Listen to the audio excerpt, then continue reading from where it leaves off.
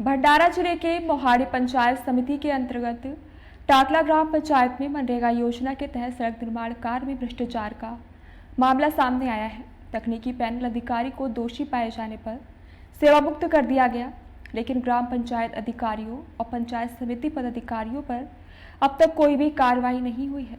Bhim army संगठन के भंडारा जिला सचिव संजय वासनिक ने आरोप लगाया कि मोहाड़ी स्थित समूह विकास अधिकारी भी इस भ्रष्टाचार में संलिप्त हैं। बावजूद इसके उन्हें संरक्षण दिया जा रहा है। उन्होंने मांग की है कि समूह विकास अधिकारी को 31 अगस्त की सेवा समाप्ति से पहले तत्काल निलंबित किया जाए और उनकी संपत्ति की जांच सीबीआई व आयकर विभाग से कराई जाए। आपल्या या गावी महाराष्ट्र ग्रामीण रोजगार हमी योजनेअंतर्गत केलेल्या पांधन रस्त्याच्या कामामध्ये प्रचंड भ्रष्टाचार झालेला आहे आणि तुम्ही तक्रार करून सुद्धा जे जिल्हाधिकाऱ्यांनी आदेश देऊन सुद्धा अजूनपर्यंत कारवाई केलेली नाही, तर तुमची काय मागणी असेल सविस्तर? सर्वांना क्रांतिकारी जय भीम, जय संविधान। माझे नाव संजय वासनिक आहे। मी भीम आर्मी जिल्हा महासचिव आहे, जिल्हा भंडारा। या कामाची तक्रार मी 21/5/2025 आणि 27/5/2025 ला केलेली आहे।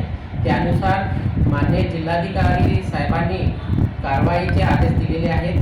त्यांना तांत्रिक अभियंता कामात अनियमितता, शासकीय पैशाचा अपव्यवहार आणि कामात कसूर आणि हयगय केल्याप्रकरणी त्यांना बडतर्फ 5 ऑगस्ट 2025 ला करण्याचे आदेश माननीय मुख्य कार्यपालन अधिकारी मिलिंद साळवे साहेबांना दिलेले आहेत। त्यांच्या पत्रानुसार त्यांना बडतर्फ करण्यात आलेला आहे। पण त्यानुसार जिल्हाधिकारी 11/6/2025 च्या पत्रानुसार माननीय खंडविकास अधिकारी दिनेश हरिमखेडे यांच्यावर अजूनपर्यंत कारवाई करण्यात आलेली नाही। त्यांना प्रभावाने निलंबित करण्यात यावी, तसेच त्याच्या संपत्तीची सुद्धा चौकशी, सीबीआय चौकशी किंवा इन्कम टॅक्स अंतर्गत चौकशी करण्यात यावी। त्यामध्ये लिप्त असणारे कर्मचारी, सरपंच, ग्रामपंचायत टाकला येथील ग्रामपंचायत कमिटी आणि यात लिप्त असणारे कर्मचारी यांच्यावर सुद्धा कारवाई बाकी आहे। त्यांच्या सुद्धा संपत्तीची चौकशी करण्यात यावी। तसेच विस्तार अधिकारी दिनेश हरिमखेडे यांच्यावर निलंबनाची कारवाई करावी आणि त्यांच्या संपत्तीची सुद्धा चौकशी करावी। त्यांनी एका पांढऱ्या रस्त्याचे 70,000 रुपये घेतलेली आहेत, अशी माझ्याच नाही, जिल्ह्यात नाही, आयुक्तापर्यंत त्यांची चर्चा आहे।